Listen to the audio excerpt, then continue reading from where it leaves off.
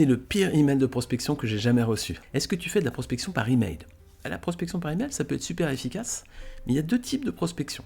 Il y a la prospection que tu fais sur des emails qui sont qualifiés, c'est ceux qui sont dans ta base de données, donc qui te connaissent déjà.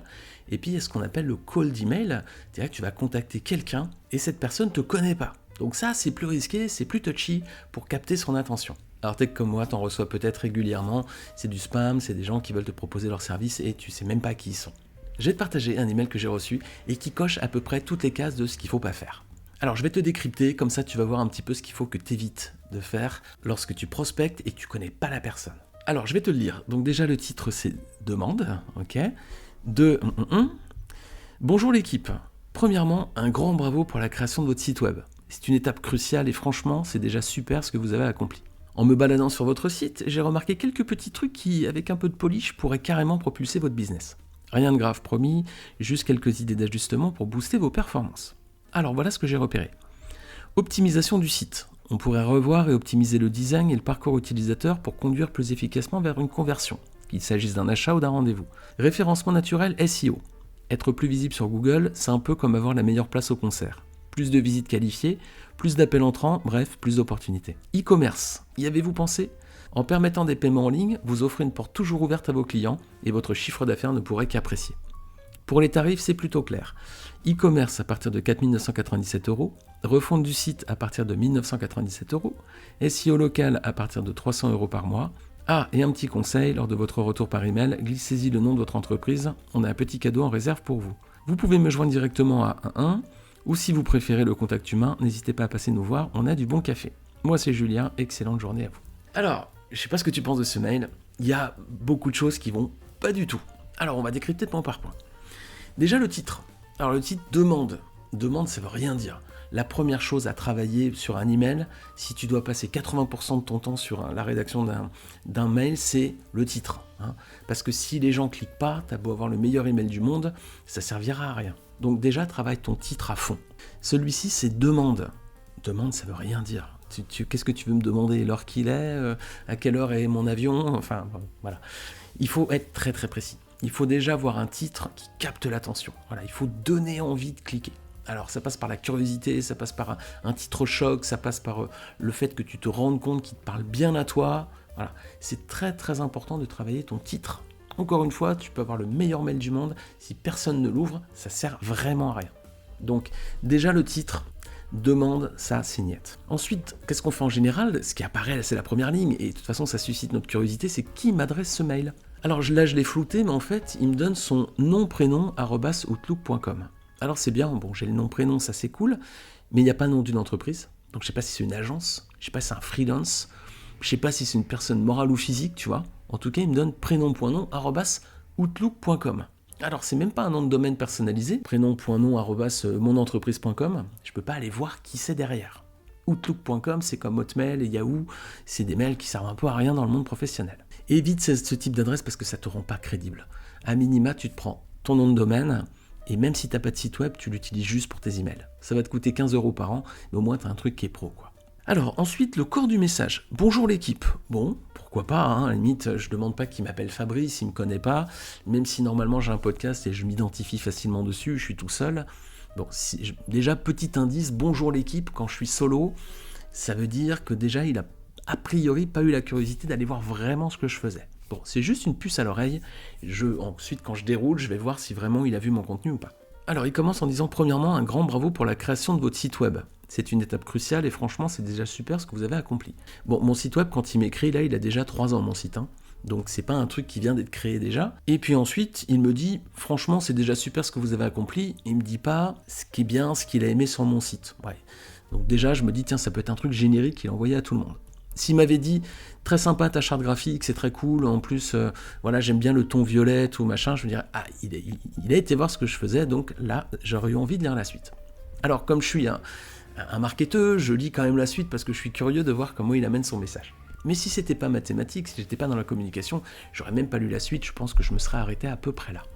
Un titre qui est vraiment bof, son nom, prénom sans adresse personnalisée, ensuite un truc très générique pour attaquer, la première approche, elle est franchement pour moi très négative, quoi. Alors ensuite il me dit, En me baladant sur votre site, j'ai remarqué quelques petits trucs qui, avec un peu de polish, pourraient carrément propulser votre business. Rien de grave promis, juste quelques idées d'ajustement pour booster vos performances. Bon, ça c'est pas mal. Là, on est dans la partie intérêt.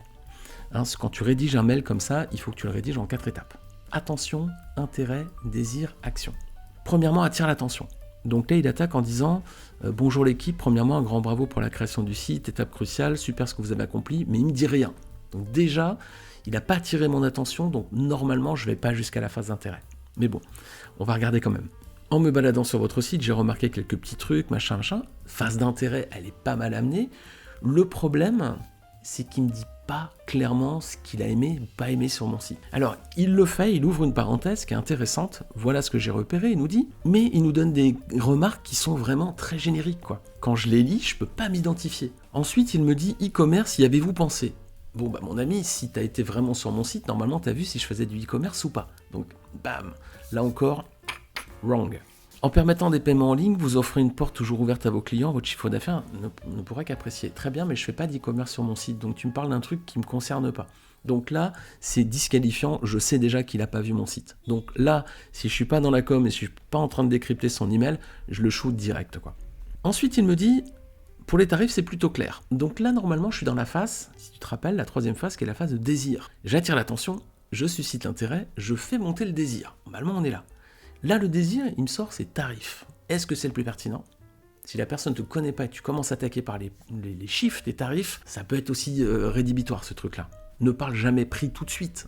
Clairement, ici, normalement, ce qu'il doit me mettre en avant, c'est ce qui va me rapporter, pas ce qui va me coûter, quoi. Eh bien, cette approche, quand tu fais un email, c'est ce que tu apportes aux autres parce que tu leur coûtes. C'est ça l'angle qu'il faut avoir. Le combien ça coûte, on verra après. Mais si déjà tu as convaincu la personne que tu vas lui rapporter quelque chose, après, il va entendre le coût. Mais si tu commences par le coût, tu freines toute avancée dans la négociation, quoi, ou dans l'avancée de la démarche. Alors, il me dit pour les tarifs, c'est plutôt clair. E-commerce à partir de 4 997, refonte du site, machin, ici au local. Bon, c'est très subjectif un prix. Ça peut être très cher comme ça peut ne pas l'être, ça dépend des personnes. En fait, tout dépend du ressenti. Est-ce que ton offre, elle a l'air incontournable, elle a l'air vraiment incroyable ou pas ? Et pour l'instant, il m'a pas montré que ça allait être incroyable. Donc, il m'annonce un prix à 4 997 €. Et je peux avoir une approche en me disant, bah, je connais les prix et finalement c'est pas cher, ou je connais les prix et finalement ça me semble très cher. Et puis en plus, il me dit pas ce qu'il me propose en e-commerce. Ah, qu'est-ce que j'ai pour 4 997 €? Bah, j'en sais rien. Donc attention dans tes emails froids, n'aborde pas la partie prix. Et si tu l'abordes, il faut vraiment que tu montres que tu as de la valeur en face. Parce que sinon, là, on n'y va pas du tout, quoi. Tu m'annonces un prix, waouh, alors je sais même pas ce que tu vas me proposer, quoi. Alors, la phrase qui tue, c'est la phrase suivante. Pour moi, ça, c'est le truc, c'est vraiment ne jamais faire. Il me dit, ah, il y a un petit conseil, lors de votre retour par email, glissez-y le nom de votre entreprise, on a un petit cadeau en réserve pour vous. Alors là, je suis hyper dubitatif sur cette phrase-là. Elle me scotche, parce que là, il est en train de me dire clairement qu'il ne sait pas qui je suis, quoi. Il ne sait pas qui je suis. Il me dit... Lors de votre retour, glissez-y le nom de votre entreprise. Ça veut dire qu'il ne sait pas à qui il parle, quoi. Ce qu'il attend, c'est de me dire, je vais te donner un petit cadeau, donne-moi le nom de ton entreprise, ça va lui permettre ensuite de pouvoir répondre. Je sais qu'il m'a pas regardé du tout, là je sens le piège. Clairement, là c'est bon, il est démasqué, c'est le type, il m'a fait du spam, quoi, de l'email en masse, quoi. Et tu vas voir qu'il coche encore une mauvaise case après, il enchaîne en disant, vous pouvez me joindre directement à, il me redonne son adresse email, pourquoi pas, ou si vous préférez le contact humain, n'hésitez pas à passer nous voir, on a du bon café. Moi c'est Julien, excellente journée à vous. Très sympa. Alors il me dit passe nous voir, on a du bon café, ok, mais il me dit pas où il est. Il met pas son adresse. J'ai rien, j'ai même pas un compte Instagram ou un site web pour aller voir où il est. Je sais pas où il est. Il me dit passe nous voir, on a du bon café, je passe te voir où. Moi je veux bien échanger autour d'un café, ça me dérange pas, hein. Faire la connaissance d'une agence et puis d'échanger, bon ça me coûte rien. Mais t'es où concrètement, quoi. Donc ça, là, ça tue vraiment sur l'email. Alors que normalement, on était tout en bas de l'entonnoir, si je suis quelqu'un qui va lire le mail jusqu'au bout. Là, on est dans la dernière étape qui est le AIDA, attention, intérêt, désir, action. Ici, ça doit être le call to action. Ici, ça doit être clique ici vers mon calendrier pour prendre un rendez-vous. Appelle-moi à ce numéro, remplis un formulaire, télécharge un lead magnet. Au moins, s'il me propose un lead magnet, il va capter mon email, quoi. Et puis, il fait une URL personnalisée, il voit que tel email de prospection sur ce motif-là, ça a enchaîné un clic et ensuite un téléchargement de livre blanc, par exemple. Et il sait quand il a mon email, j'ai été intéressé par la thématique du livre blanc. Là, le problème, c'est qu'il finit son étape d'action par rien du tout, et en plus, c'est un bide où il me dit « passe me voir » et je sais même pas où il est, quoi. Donc, ce type d'email, je pense qu'en call d'email comme ça, en prospection, à mon avis, ce Julien, il a fait 0, quoi. Tu peux pas avoir de retour là-dessus, c'est impossible, quoi. Clairement, ça coche à peu près toutes les cases de ce qu'il ne faut pas faire. Alors, quand tu fais de la prospection par email, idéalement, prospecte des emails que tu connais. Alors, des contacts, c'est plus facile. Mais bien sûr, va au-delà de ceux qui sont abonnés à toi. Tu peux aller faire de la prospection par email, ça peut être super puissant, mais il faut le faire efficacement. Donc, travaille déjà le titre, travaille bien la structure de l'email. Attention, intérêt, désir, action. Ne sois pas vague, montre au moins un élément qui montre à la personne, tu t'es intéressé à elle, quoi. Comment tu peux parler à quelqu'un si tu t'intéresses pas à lui? Donc, mets au moins un élément pour montrer que tu as été voir son site ou que tu as été voir son support ou quelque chose, quoi. Mais montre déjà au moins par un point que tu t'es intéressé à lui. Troisièmement, n'aborde pas les prix tout de suite, quoi. Et puis, les prix, c'est subjectif. Tu me dis, ça coûte 10 euros. D'accord, mais si c'est pour une boîte d'allumettes, 10 euros, c'est très cher. Si c'est pour une maison avec la vue mer, c'est pas cher. Donc, qu'est-ce que j'ai pour le prix? Le mieux, c'est de ne pas parler du prix. Hein. Ça, tu verras plus tard. Parle-lui dans l'email de ce que tu lui apportes, pas de ce que tu lui coûtes. Et le dernier point, verroule bien le call to action. Si tu as une personne qui t'a fait la courtoisie d'aller jusqu'au bout de ton mail, valide avec un vrai call to action. Voilà. Alors ça peut être encore une fois un téléphone, réponds-moi à cet email si tu es intéressé, ça peut être télécharge un livre blanc, enfin quoi que ce soit, mais essaie de récupérer la data si tu peux par un email, ou sinon de générer en un clic un rendez-vous avec un calendrier, quoi. Mais là, ici, clairement, tu as vu, je suis arrivé au bout et je sais pas ce que je dois faire à la fin, quoi. Donc voilà, ne fais jamais ce type d'email, sinon là, à mon avis, tu vas perdre ton temps, tu vas avoir 0 retour, et puis clairement, tu te décrédibilises, quoi. Alors, si tu veux aller plus loin, si tu veux apprendre à bien rédiger des emails de prospection, peut-être que tu as besoin de comprendre une bonne structure d'email, alors j'ai créé une formation qui s'appelle Client Magnet. C'est un système complet pour t'aider à trouver des clients sans stress et bien vivre de ton activité. Alors dans cette formation, j'aborde notamment la partie cold email et je t'apprends exactement comment rédiger un email froid qui va vraiment capter ton lecteur. Je te partage aussi les 5 astuces de copywriting pour rédiger des emails de prospection qui génèrent vraiment des ventes. Et je te donne aussi un promptier à clé en main pour transformer un prospect froid en client.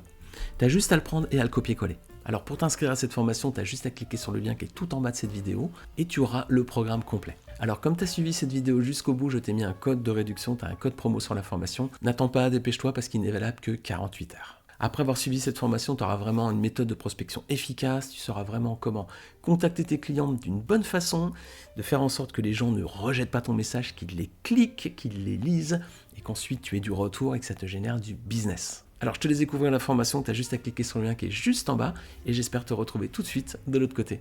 À tout de suite.